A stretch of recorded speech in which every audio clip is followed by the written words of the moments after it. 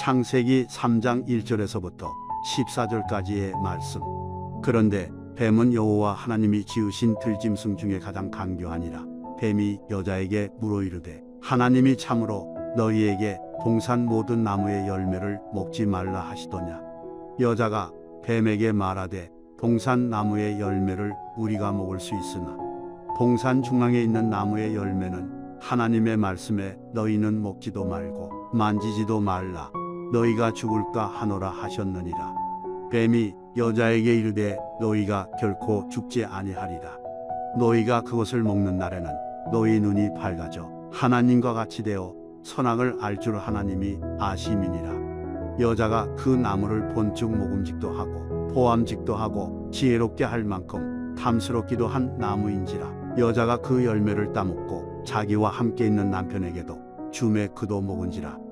이에 그들의 눈이 밝아져 자기들이 벗은 줄을 알고 무화과 나무 잎을 엮고 치마로 삼았더라. 그들이 그날 바람이 불 때 동산에 거니시는 여호와 하나님의 소리를 듣고 아담과 그의 아내가 여호와 하나님의 낯을 피하여 동산 나무 사이에 숨은지라. 여호와 하나님이 아담을 부르시며 그에게 이르시되 내가 어디 있느냐. 이르되 내가 동산에서 하나님의 소리를 듣고 내가 벗었으므로 두려워하여 숨었나이다. 이르시되 누가 너의 벗었음을 내게 알렸느냐. 내가 내게 먹지 말라 명한 그 나무 열매를 네가 먹었느냐. 아담이 이르되 하나님이 주셔서 나와 함께 있게 하신 여자 그가 그 나무 열매를 내게 주므로 내가 먹었나이다. 여호와 하나님이 여자에게 이르시되 내가 어찌하여 이렇게 하였느냐. 여자가 이르되 뱀이 나를 깨므로 내가 먹었나이다. 여호와 하나님이 뱀에게 이르시되 내가 이렇게 하였으니 내가 모든 가축과 들의 모든 짐승보다 더욱 저주를 받아 배로 다니고 살아있는 동안 흙을 먹을지니라. 아멘. 지난주 새벽 시간 이틀에 걸쳐서 창조주 하나님에 관해서 말씀을 나누었습니다. 그리고 지난 금요일 심야 예배 시간에 다시 한번 창조주 하나님에 대해서 설교를 드렸습니다. 지난주 1장과 2장 중심으로 말씀을 드렸다면 오늘은 3장 중심으로 말씀을 드리려고 합니다. 우리가 3장에서 만나는 하나님은 사랑의 하나님이십니다. 1장과 2장에서 만나는 하나님은 창조주 하나님이시라며 3장에서 만나는 하나님은 사랑의 하나님이시다. 이렇게 말씀드릴 수 있습니다. 창조주 하나님께서 아담과 하와를 만드신 후에 그들에게 명하십니다. 에덴 동산 중앙에 있는 선악을 알게 하는 나무의 열매는 먹지 마라. 먹는 날에는 반드시 죽으리라. 여기서 죽는다는 의미는 멸망을 말하는 것이지요.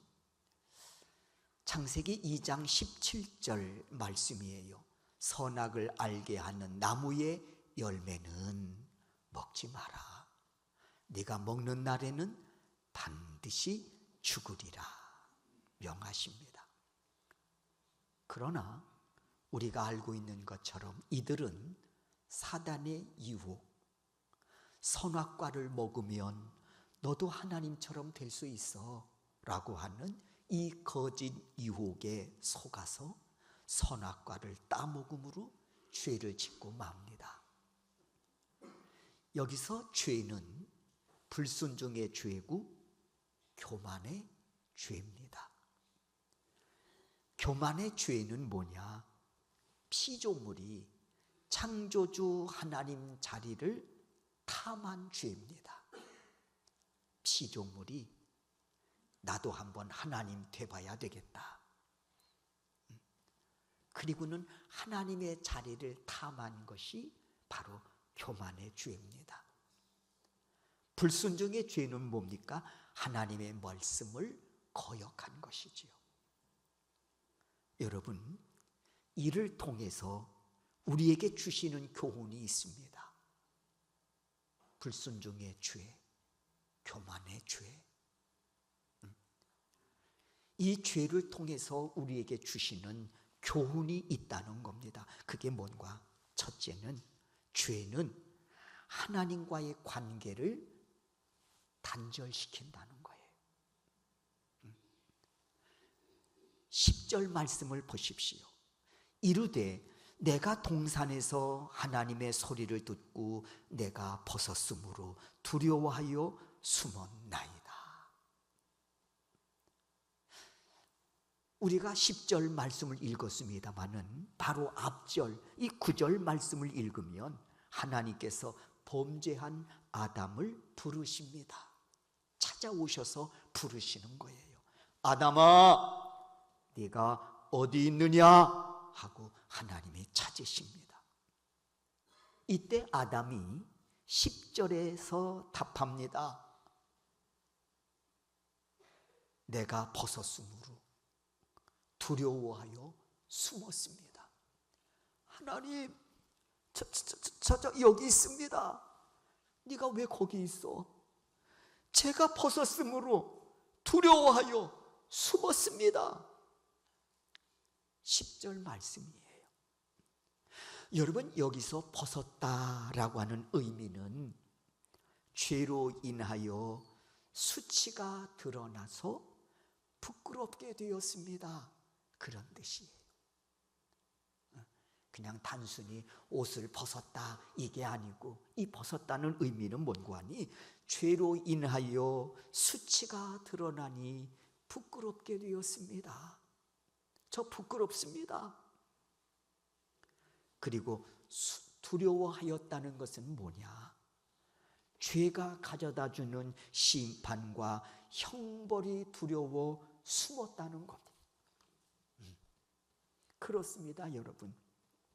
죄는 언제나 수치스럽고 부끄럽게 할 뿐만 아니라 심판과 형벌로 인하여 두렵게 합니다.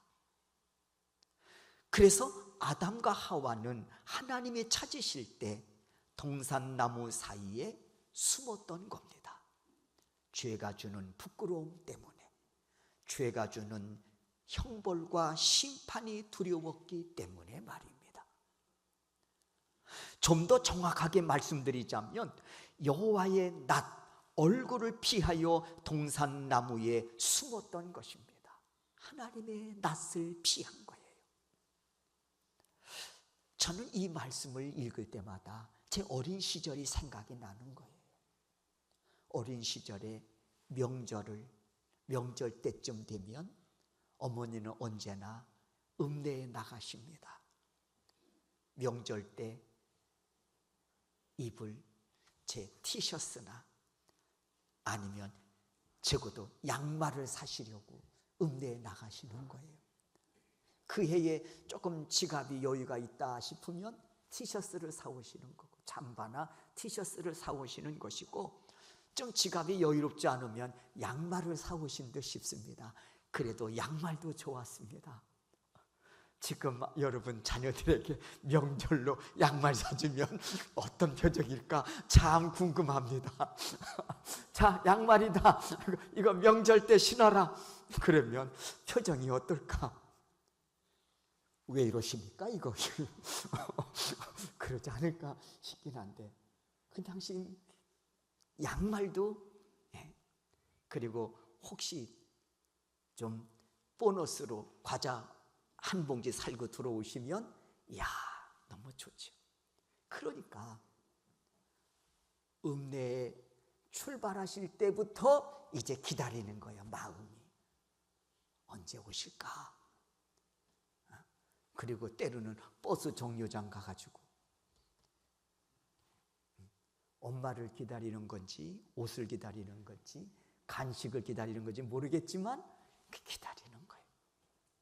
아니면은 문지방 기대가지고 저 언덕 넘어 오시는 어머니 모습을 그리는 거야. 그런데 그렇지 않을 때가 있습니다. 솔직히 말하면 오늘 안 오셨으면 좋겠다. 이런 날도 있습니다. 언제예요? 사고 친 날. 어머니가 없으시니까 이제 내 세상이야.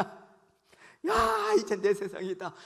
기다리기도 하지만 이제는 자유야. 그래서 막 놀다가 사고를 치는 거예요. 그러면 그날은 안 오셨으면 좋겠던 마음이 있는 거야.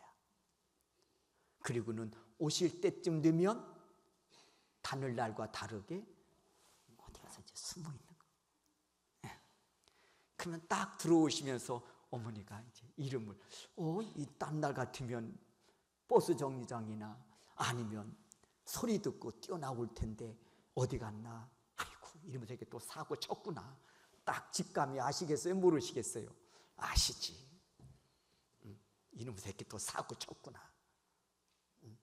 뭐 아니면 해놓으라는 걸 또 안 해놓고 또 시큰 놀다가 또 그랬구나. 그리고는 부르신다고요. 인화야 어디 있니? 그러면 제가 얼굴을 바라보겠습니까? 못 바라보겠습니까? 낯을 피하는 거예요. 똑같아. 오늘 사고 친 거야. 불순종한 거예요. 하나님이 부르시는 겁니다. 아담아 어디 있냐 하고 부르신단 말입니다. 그러니까 제가 여기 있습니다. 제가 여기 숨었습니다. 낯을 피하여. 여러분,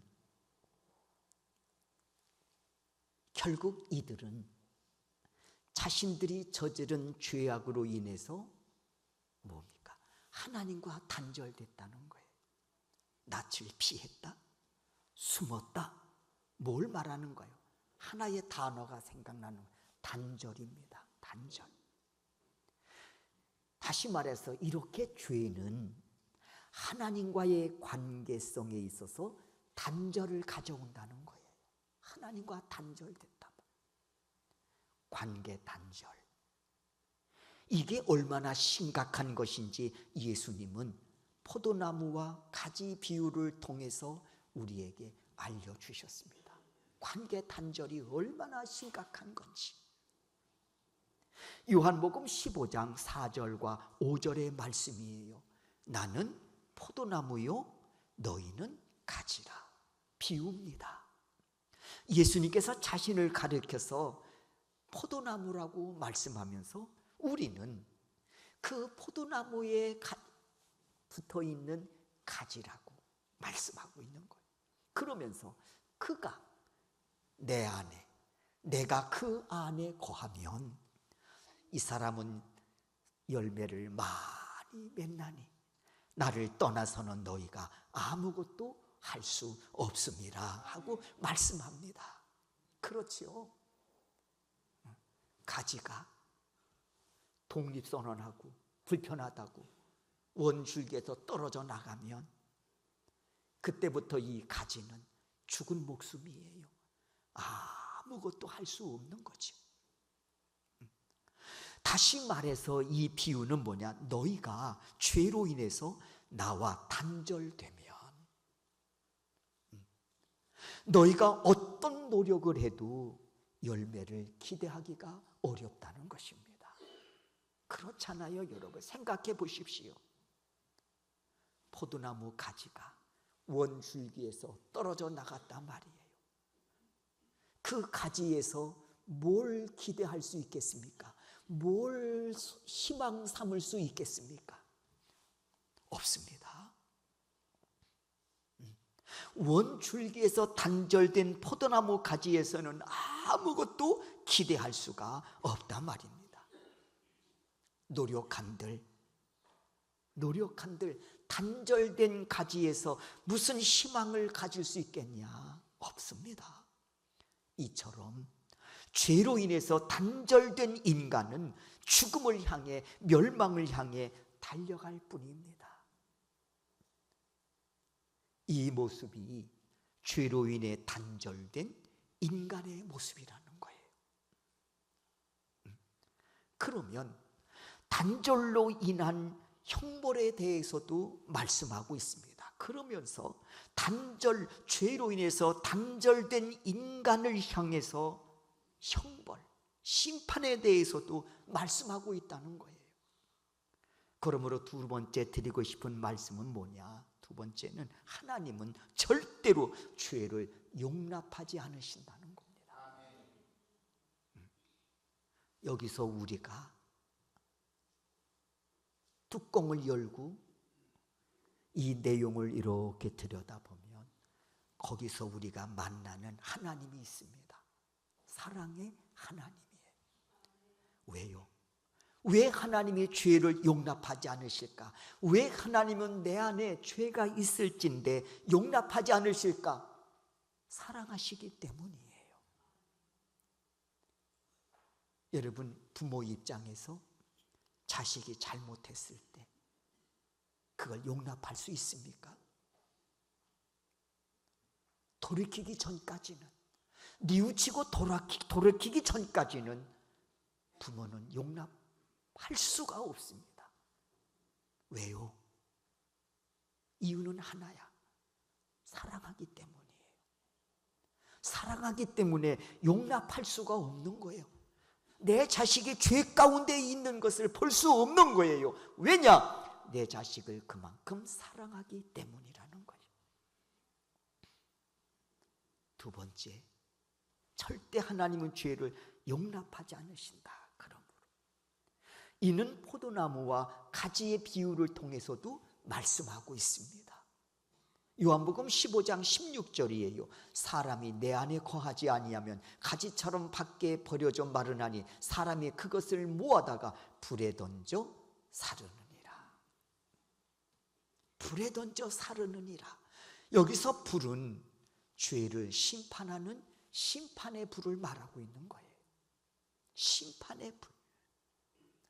여러분, 의로우신 하나님은, 공의로우신 하나님은, 그리고 사랑의 하나님은 절대로 죄를 용납하지 않으신다 말입니다. 그렇다면 교만함으로 하나님의 말씀을 어기고 불순종한 아담과 하와는 어떻게 되었을까? 우리가 알고 있듯이 이들은 죄를 회개할 기회마저 놓쳐버리고 말았지요. 하나님이 이들을 찾아오신 거예요. 먼저. 그리고 부르십니다. 아담아, 내가 어디 있느냐? 여러분, 하나님이 아담이 어디 있는지 몰라서 찾고 계신 겁니까? 그건 아니죠. 어디에 있는지 하나님은 이미 알고 계십니다. 그리고 왜 이들이 부끄러워하고 왜 두려워 숨었는지까지 하나님은 알고 계십니다. 저지른 죄에 대해서도 알고 계십니다. 어디에 숨어 있는지도 알고 계십니다. 그럼에도 불구하고 어디 있느냐 찾으시는 이유는 뭘까요? 한 가지 이유 때문입니다. 잘못을 뉘우치고 회개할 기회를 주시기 위함이라는 거예요. 회개할 기회를 주신 거예요. 찾으시는 이유는, 그들의 이름을 부르신 이유는 잘못을 뉘우치고 돌아와라 하는 기회를 주고 계신 거란 말입니다. 그런데 이들은 어떻습니까? 그 기회마저 잃어버리는 거예요. 그리고 하나님 앞에서 서로 원망하고 책임 전가하기에 급급한 거야. 하나님 앞에서.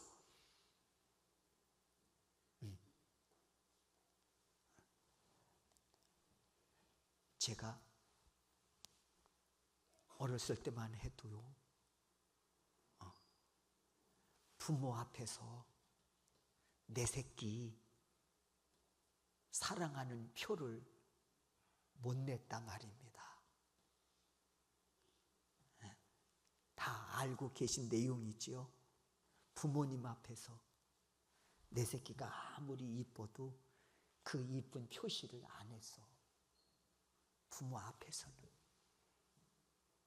그만큼 부모 앞에서 조심스럽게 자녀가 행동을 취했단 말입니다.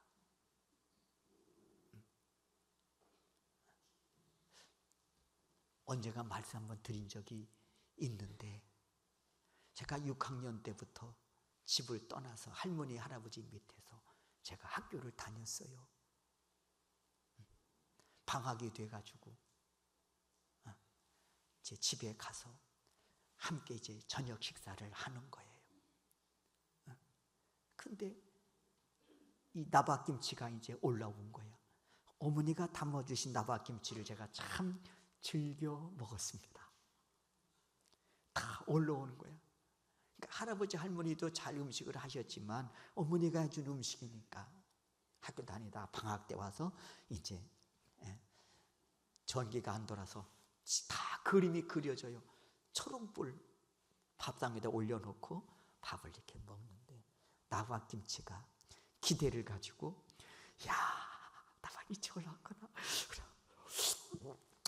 하고 먹었다. 근데 좀 신 거야. 나박김치가 쉬었어. 그래서 내가 딱 한마디 한 거야. 쉬었잖아요.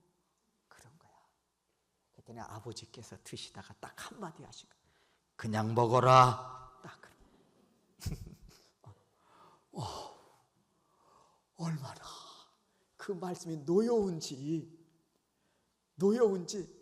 눈물이 툭툭툭툭툭 떨어지면서 고개도 듣죠. 낯을 피하여 먹었던 기억이 지금도 생생해. 하나 그림으로 그냥 남아있어. 방이고 초롱불이 떨어져 있고 초롱불이 앞에 밥상 위에 탁 있고 앞에 아버님, 옆에 어머니, 그리고 제가 세 식구가 둘러앉아서 먹다가 그냥 먹어라, 그 음성이 지금도 제 귀에 들려오는 듯 싶습니다.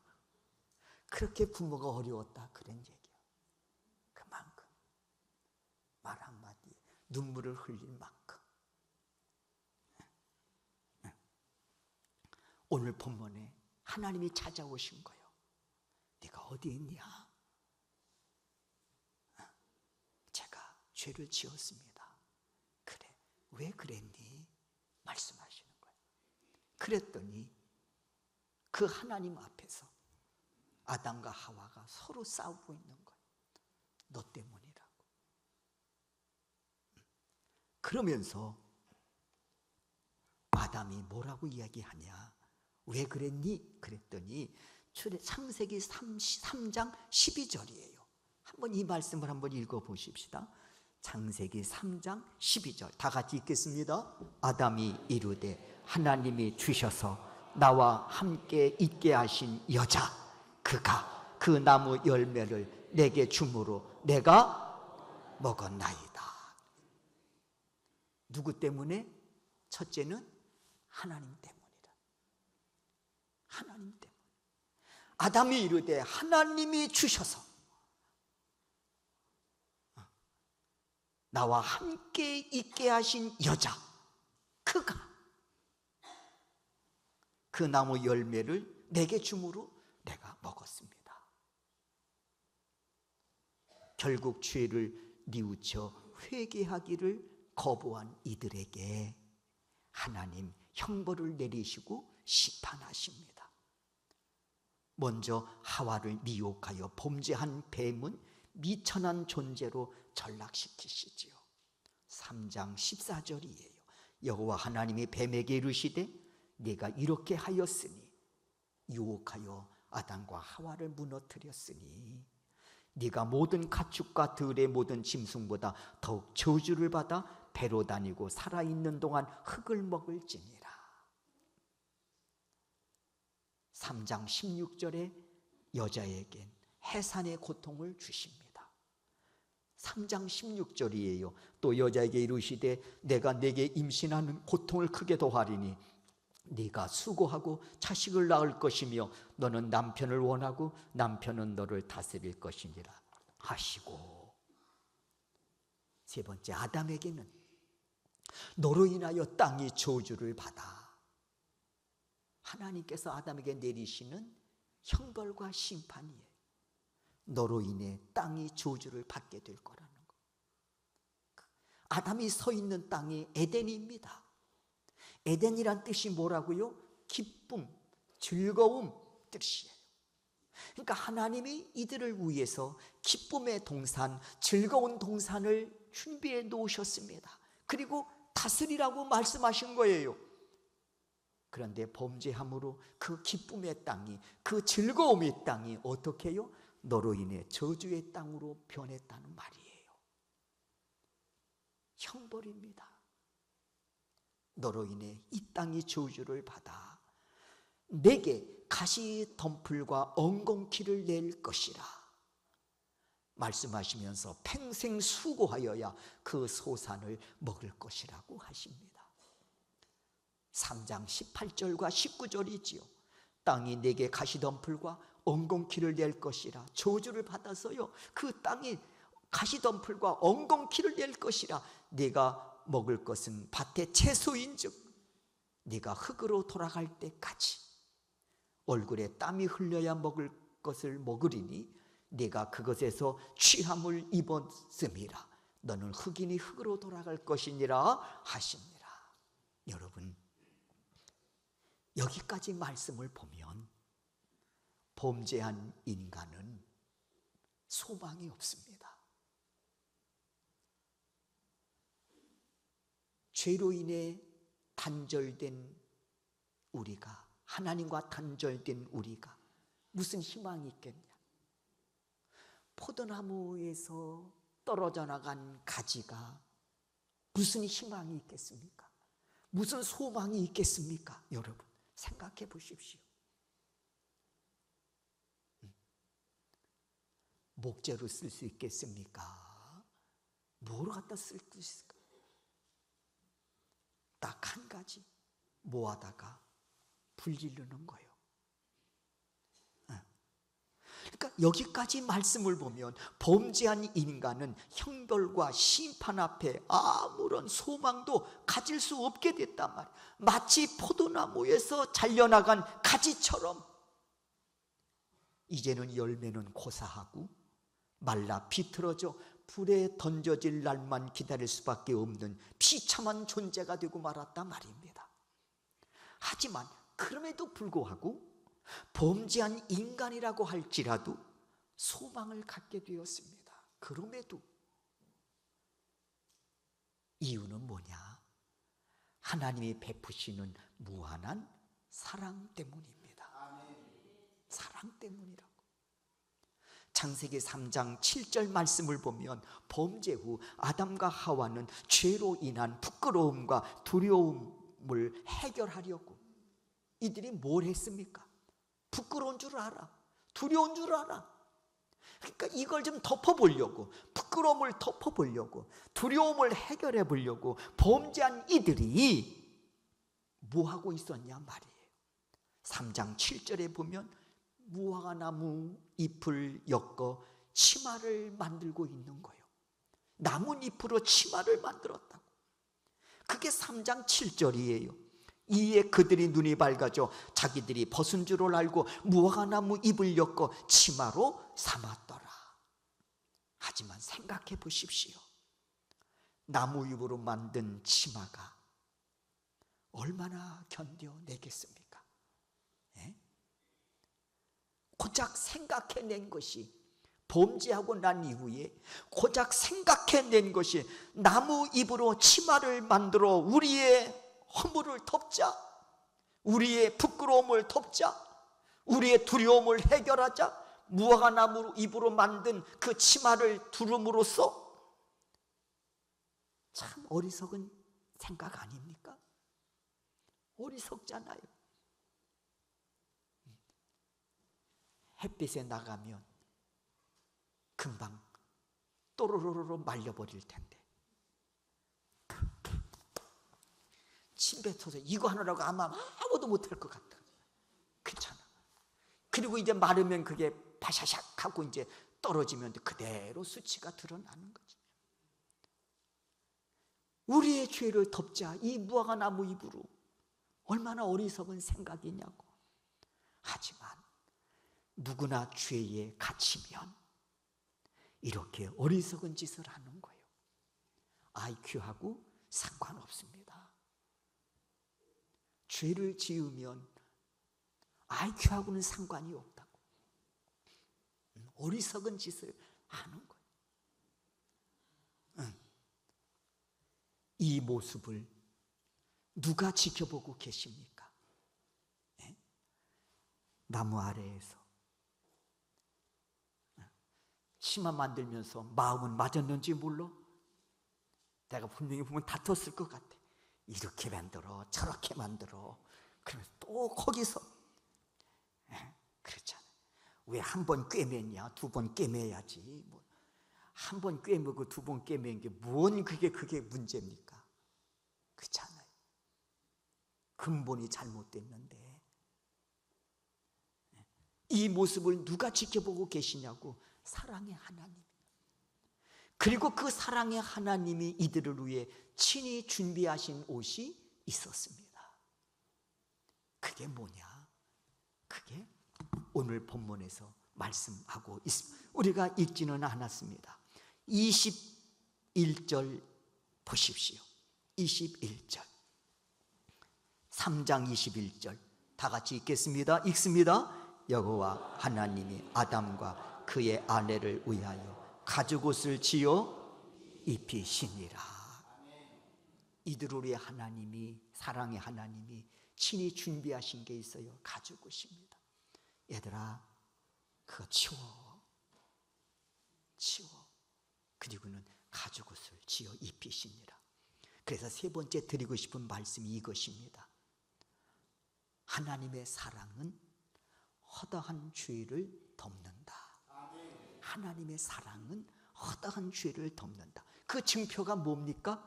가죽옷입니다. 가죽옷을 보면서, 하나님이 친히 준비하신 가죽옷을 보면서 우리는 거기에서 하나님의 사랑을 보게 되는 거예요. 죄를 덮을 만큼 큰 사랑. 방금 우리가 읽었죠? 여호와 하나님이 아담과 그의 아내를 위하여 가죽옷을 지어 입히시니라. 여러분, 가죽옷은 그냥 만들어질 수 있는 옷이 아니잖아요. 누군가 죽어져야 만들어지는 옷이란 말이에요. 누군가 죽어야 됩니다. 그래야 만들어지는 거예요. 그래서 가죽옷은 피가 흐르는 옷입니다. 그러므로 하나님은 이 가죽옷을 통해서 우리로 하여금 깨닫게 하시는 은혜가 있습니다. 우리의 죄를 대속하시려 십자가에 달려 죽으신 예수 그리스도이십니다. 이를 위해 사랑의 하나님 독생자 예수 그리스도를 이 땅에 보내주셨습니다. 그리고 예수님은 우리가 아직 죄인 되었을 때 십자가에 달려 죽으심으로 우리의 모든 죄를 사하시고 우리로 하여금 부끄럽게 하는, 우리로 하여금 두렵게 하는 그 죄를 이 가죽옷으로 덮어주셨단 말입니다. 그리고 우리를 향해 이렇게 말씀하셨습니다. 고린도후서 5장 17절의 말씀입니다. 다 같이 이 말씀을 읽겠습니다. 고린도후서 5장 17절 읽습니다. 그런즉 누구든지 그리스도 안에 있으면 새로운 피조물이라. 이전 것은 지나갔으니 보라 새 것이 되었도다. 그렇습니다. 십자가 보혈의 능력으로 죄사함 받았으니 이제 우리는 주 안에서 새로운 피조물로 거듭난 것입니다. 그래서 우리는 이렇게 찬양합니다. 주의 보혈 능력이 있도다. 주의 피 믿으오. 그러므로 우리가 비록 연약한 존재들이지만 그럼에도 불구하고 하나님의 은혜의 보좌 앞에 담대히 나아갈 수 있음은 죄 사함의 은혜를 입어 새로운 피조물로 우리가 거듭났기 때문입니다. 비록 우리가 가는 그 길이 가시덤불과 엉겅퀴가 많은 세상이지만 그럼에도 우리가 담대하게 이 길을 걷는 것은 이제 이 길이 죽음의 길이 아니라, 멸망의 길이 아니라 영생의 길이요 구원의 길이기 때문입니다. 더더욱 이 길은 주의 영광을 드러내는 사명자로 부여받은 우리들이 가는 길임을 명심하고 우리가 꼭 이 길을 우리 모두가 완주할 수 있기를 주의 이름으로 축원합니다. 주의 종이 소망합니다. 이 은혜를 기억하고 겸손히 주의 말씀에 순종하며 이 길을 모두 완주하실 수 있기를. 그래서 언젠가 우리의 삶을 결산하고 주 앞에 서는 그날, 낯을 피함이 아니라 기쁨으로 그 주님을 영접하며 그리고 그날을 소망 중에 기다려가는 우리 소명교회 성도 여러분들이 되실 수 있기를 주의 이름으로 축원합니다.